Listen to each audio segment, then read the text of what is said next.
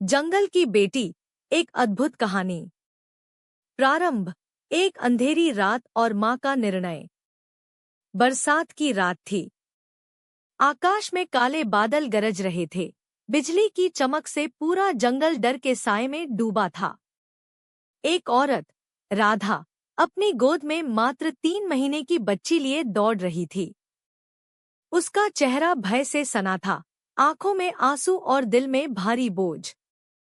हर कदम पर वह मुड़कर देखती, जैसे कोई उसका पीछा कर रहा हो।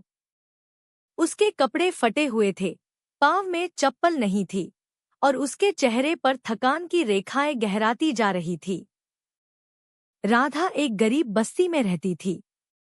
उसके पति की मृत्यु एक दुर्घटना में हो चुकी थी, और अब उसका ससुराल वाले बच्ची को मार डालना चाहते थे।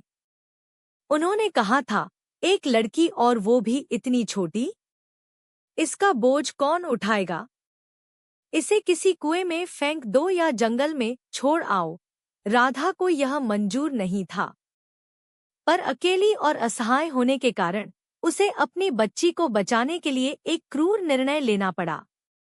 उसने सोचा, अगर किस्मत होगी तो मेरी गुड़िया जिंदा रहेगी, पर मैं उसे उन दरिंदों के हवाले नहीं कर सकती।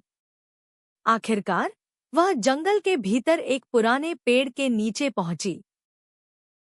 वहां उसने अपने आंचल से बच्ची को ढककर रखा, पास ही कुछ दूध की बोतल और गर्म कपड़े रखे। बच्ची रो रही थी, शायद भूख से, शायद माँ की गोद से अलग होने के दर्द से। राधा ने उसे आखिरी बार चूमा और बेकाबू आंसुओं के साथ वहां से भाग गई। जंगल की रानी शेरनी सूर्या। उसी जंगल में एक शेरनी रहती थी, सूर्या। वह एक ताकतवर मगर भावनात्मक रूप से घायल शेरनी थी। कुछ महीने पहले उसने अपने 2 शावकों को शिकारी के जाल में खो दिया था।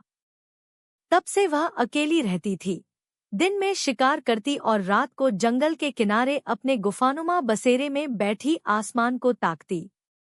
उस रात जब बिजली गिरी तो बच्ची की किलकारी जंगल की नीरवता को चीरती हुई सूर्या के कानों तक पहुंची। उसने अपनी तेज सुनने की शक्ति से दिशा पहचानी और धीरे धीरे आवाज की ओर बढ़ी। वहां उसने उस नन्ही सी बच्ची को देखा, कांपती, रोती, अकेली। एक क्षण को वह रुक गई। यह कोई आम शिकार नहीं था, यह एक मानव बच्चा था, और इंसानों ने ही उसके बच्चों को मारा था। फिर भी कुछ तो था उस बच्ची की आंखों में, शायद वही मासूमियत जो उसके अपने शावकों में थी। सूर्या आगे बढ़ी, उसकी गर्म सांसें बच्ची की गानों से टकराईं। बच्ची थोड़ी देर रोई, फिर अचानक चुप हो गई, जैसे उसे किसी माँ की मौजूदगी का आभास हो गया हो। शेरनी ने धीरे से उसे अपने पंजे से छुआ और उसे अपनी गर्म पीठ से सटा लिया। वह रात बच्ची ने शेरनी की गोद में सोकर गुजारी। जंगल की नई सुबह। अगली सुबह जंगल में कुछ अद्भुत घटा।